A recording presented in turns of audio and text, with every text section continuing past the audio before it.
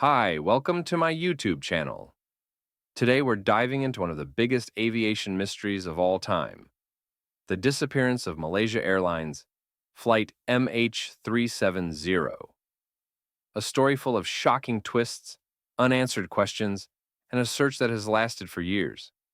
Let's uncover the truth behind this mysterious flight. On the 8th of March, 2014, at 12:42 in the morning, Malaysian Airlines Flight MH370 took off from Kuala Lumpur. This flight was headed to Beijing. There were 227 passengers on this flight, 10 flight attendants, and 2 pilots flying this plane. Captain Zahari Ahmad Shah, 53 years old, one of the senior-most captains in Malaysian Airlines, highly experienced. And First Officer Farik Hamid, 27 years old, it was a training flight for him. After completing this training flight, he would have been fully certified to become a pilot. This flight flies in the correct direction for about 20 minutes. But at 1:08 in the morning, this flight crossed the Malaysian coastline and reached above the South China Sea, in the direction of Vietnam. Zahari reported that the plane was at 35,000 feet. Everything was running normally. About 11 minutes later, the airplane entered the jurisdiction of the Vietnamese air traffic. That's why the air traffic control of Kuala Lumpur radios the airplane saying, Malaysian 370, contact Ho Chi Minh, 120.9. Good night. Captain Zahari answered by saying, Good night. Mass 370. Everything sounds normal, and it was normal till this point in time. But these words by Captain Zahari were the last words from this airplane. After this, there was no news from this flight. The Malaysian Airlines flight disappeared suddenly, and this became the biggest aviation mystery in the world. Breaking news tonight, a Malaysian Airlines flight, MH370, disappeared en route to Beijing. Flight MH370 entered in the southern Indian Ocean. Merely 30 seconds after entering the Vietnamese airspace, this plane disappeared from the radar suddenly. It was 1:21 a.m. in the morning. The air traffic control in Kuala Lumpur didn't notice this, and when they do, they think that the plane had flown out of the range of their radar and had entered Vietnam's airspace. So there's nothing unusual. On the other hand, the air traffic control in Vietnam saw that the MH370 entered their airspace, but disappeared from their radar suddenly. They tried to communicate with the plane, but there was no response from the other side.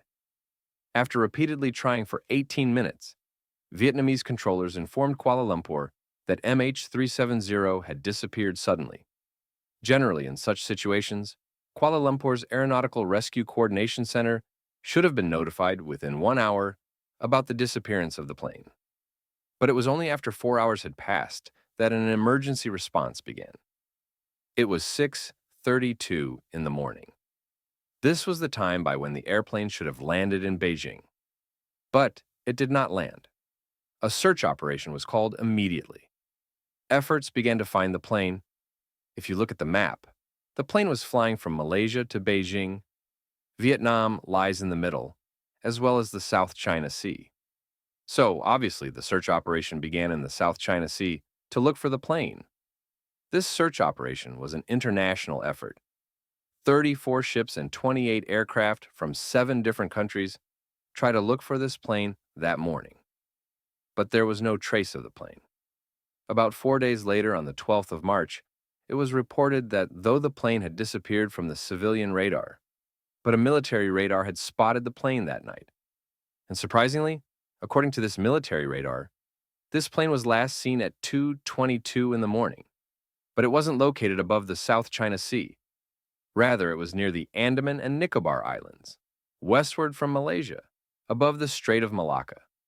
And according to the readings of this military radar, this plane was flying north in the direction of the Andaman and Nicobar Islands, the other way from Beijing.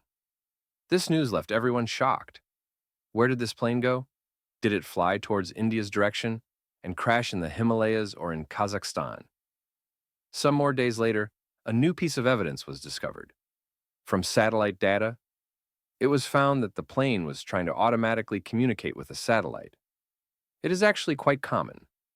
The large airplanes like the Boeing 777, they try to establish communication with satellites often to make their communication easier.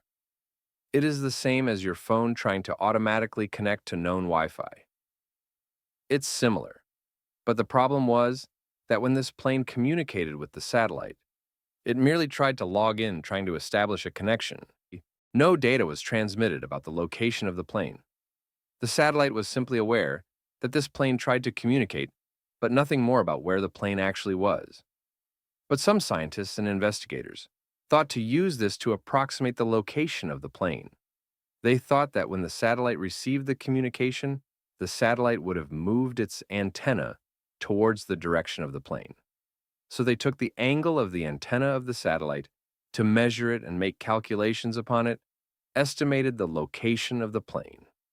As I said earlier, the exact location couldn't be determined with the help of the satellite, but it could be used to estimate that this circle that you see in white color, the plane, could be anywhere within this circle. When it tried to communicate with the satellite, the plane tried to establish communication with the satellite 7 times. That's why you can see 7 different circles in white color. These are known as satellite handshakes. Every circle shows the time when the plane tried to communicate with the satellite. The last circle here, the 7th circle, shows the latest time when the plane tried to communicate with the satellite. The last point where this airplane could have been. And it was really surprising because this circle was huge. It covers a lot of areas, from Kazakhstan, China, Indonesia, to Australia. And covering a vast ocean, the plane could be anywhere in the last circle, or perhaps further than this. This was the last point it tried to communicate. After this, the investigators did more calculations. With the speed of the plane, the remaining fuel in the plane, and then estimated that the plane could be in the shaded area of the circle. On this arc of the circle, it was famously called the 7th arc. This 7th arc is 2,000 kilometers west of Australia and occupies a large expanse of area. It was in such a part of the ocean that hasn't been explored much. On this map, you can see the location of the satellite that was used for the prediction.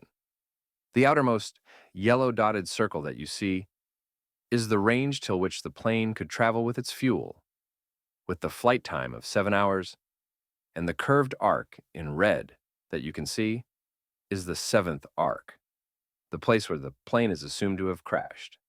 After this, several search operations were called. The yellow shaded regions show you the places where the search operations were conducted. And the orange area is the priority search area, where the most number of search operations were conducted. By April 2014, the search operations on the surface of the ocean were stopped because it wasn't fruitful. Since the plane had crashed, it would have sunk into the ocean. It wouldn't be floating on the ocean's surface. And so deep ocean searches were being conducted. At this point in time, this was the largest and the most expensive search operation conducted. For weeks, months, and even years, they tried to look for the plane but didn't find anything. 3 years later, and after spending $160 million, they called off this operation, and this operation was deemed a failure. But there was one piece of good news amidst all of this. In July 2015, the first piece of debris was found from this plane. The debris reached the island of Reunion by floating. This island is in the east of Madagascar. The flaperon of the plane was found here. You can see it in the photo. It is a broken part from the plane. After this, in 2018, an American company, Ocean Infinity, signed a new contract with the Malaysian government. They wanted to conduct the search operations, and if they aren't able to find the plane, they wouldn't charge any fees.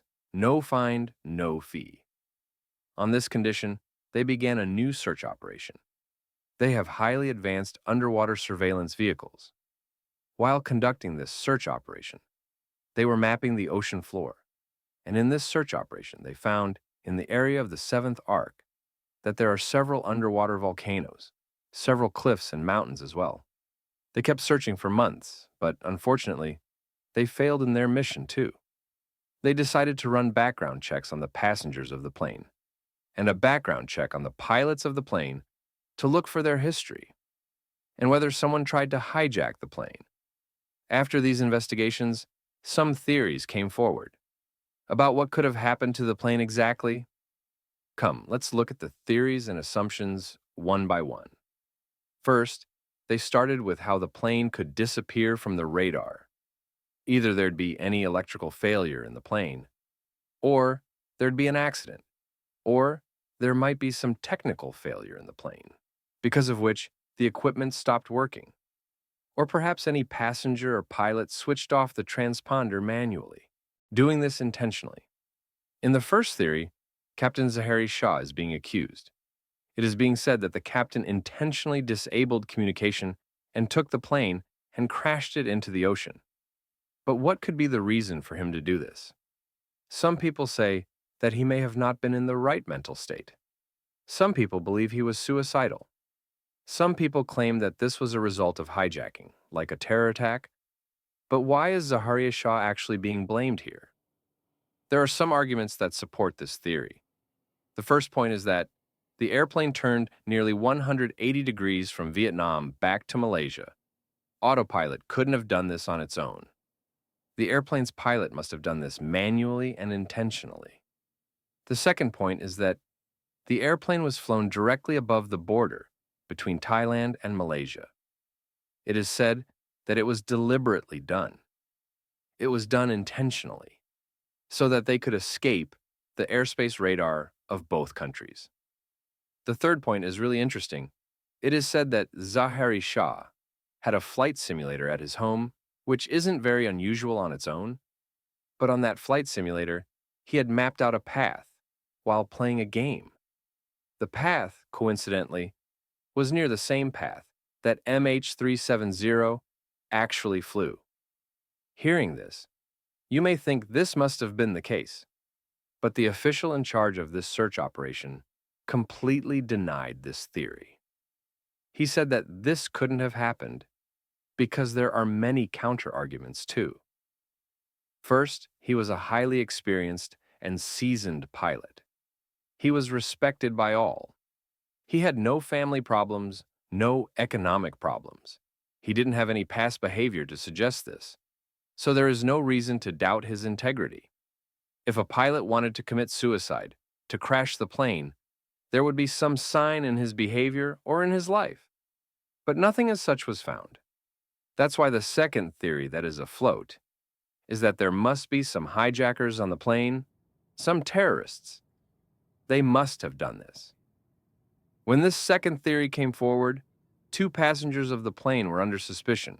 They were Iranian, and they were suspicious because they were traveling with fake passports. One of them had the passport stolen from an Italian man, and the other had the stolen passport of an Austrian man. Both passports were stolen in Thailand. It is said that these men wanted to use the stolen passports to go to Europe and settle there. First, they had taken a flight to Beijing, and then they were supposed to take a flight from Beijing to Europe. Investigations revealed that the mother of one of these guys was present in Hamburg, Germany, waiting for her son. But in the end, this theory of terror was rejected, because other than these stolen passports, there was no proof that they were actually terrorists intending to carry out a terror attack. They simply wanted to go to Europe and settle there, using the stolen passports. In fact, Interpol confirmed this, saying that they were probably not terrorists. That's why we come to our third theory. It is said to be the most probable. It is said that the passengers and the crew on MH370 fainted because of oxygen deficiency, including pilot Captain Zaharias, Ahmad Shah, and his co-pilot. They were unconscious too. The entire plane actually passed out and kept running on autopilot. And there must have been some technical malfunctions on autopilot too. But basically, the autopilot kept running till the fuel of the plane ran out. And then the plane crashed into the ocean. Now, how could this oxygen deficiency have happened? There are several theories for it. Some people claim that there may have been a fire in the cockpit, electrical fire. Due to this, Many systems may have stopped working, including the transponder. Some people believe that there may have been an accident due to which there was a sudden shortage of oxygen. Some people blame hijackers here as well, that some hijackers may have tried to create an oxygen deficiency. Let's take a possible example to see what might have happened. If I have to cite a typical example of this theory, it is said that this plane, as soon as it entered the Vietnamese airspace, the pilots noticed some malfunctions, some wrong with the plane. So the pilot turned the plane 180 degrees to take the plane back to Malaysia. But when the plane started flying towards Malaysia, a terrible accident may have occurred, which led to oxygen deficiency, and everyone present in the plane fainted because of oxygen deficiency. Several systems stopped working, and then the plane kept flying on autopilot. The military radar spotted the plane after this, and the autopilot turned southwards suddenly, and it kept flying southwards above the Indian Ocean and crashed into the ocean 2,000 kilometers west of Australia. Initially, there were many more theories about the plane, such as it was abducted by aliens, or that the U.S. military may have shot down the plane and it was trying to hide the fact, or that Russian President Putin knows the location of the plane, or that a new Bermuda Triangle may have formed at the place. There were many such theories, but obviously, they are not very likely. Many years have passed since this incident, and in 2022, friends, finally, there's proof to tell us where this plane may actually be. Richard Godfrey, a retired aerospace engineer, claims that he had found out the secret of this mystery. He did his calculations using some radio wave technologies. Richard Godfrey combined data from British Inmarsat satellite, figures from Boeing, Australian oceanographers, and new WSPRnet, amateur radio wave technology. I have been tracking back through the data, and out of that tracking MH370, I'm sure they will be able to find the aircraft. To explain this technology would be too detailed for this video. It is a complex technology, but it isn't a very new technology. Basically, he used the reflections of radio waves to predict the path of the airplane. It is a technology that can catch the reflections of radio waves. Once a radio wave is emitted from a source, it gets reflected by the atmosphere, and weak radio waves reach some other place. And if a plane is flying from the path of the radio wave, you can say that it can be noticed. He built a computer program that can recognize the flight paths of airplanes through the weak signals. And according to his calculations, today, the MH370 actually lies on top of the seventh arc. It is exactly on this point of the seventh arc, in his opinion, and is 4 kilometers underwater. Under the ocean, as I said, there are many cliffs and underwater volcanoes. You'd say that this area was already searched. In the most expensive search operation conducted by Australia, this area was already searched. But it is possible that they missed it somehow. Although the second search operation that was conducted by the Ocean Infinity, they hadn't searched this point. Their instruments were more detailed. But Richard trusts his calculations so much that he has pinpointed the exact location with an accuracy of 40 nautical miles of the location of the plane under the sea. He has proposed that a new search operation should be conducted within a radius of 40 nautical miles, and they would find it. This would be a very small area compared to the previous search operations. They would have to thoroughly look here. This is good news for the mystery of this flight. There may actually be a solution here.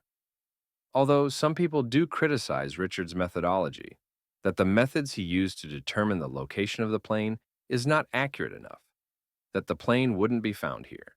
But Richard believes that if the operation is started now, it would take only 1 year, and by the end of 2022, we would be able to see whether the plane is here or not.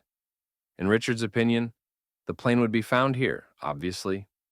A drift analysis was also conducted, looking at the ocean current, so that if the plane had indeed crashed in that area, the location of the various pieces of the plane that would have flowed with the ocean current to reach various places. And according to this drift analysis, some pieces would have reached Madagascar and the islands around it, and those have indeed been recovered. Till date, 27 pieces of the plane have already been found on several islands across the world. This drift analysis fits properly with Richard's analysis, too. So perhaps in the near future, we may get to uncover the mystery about what might have happened.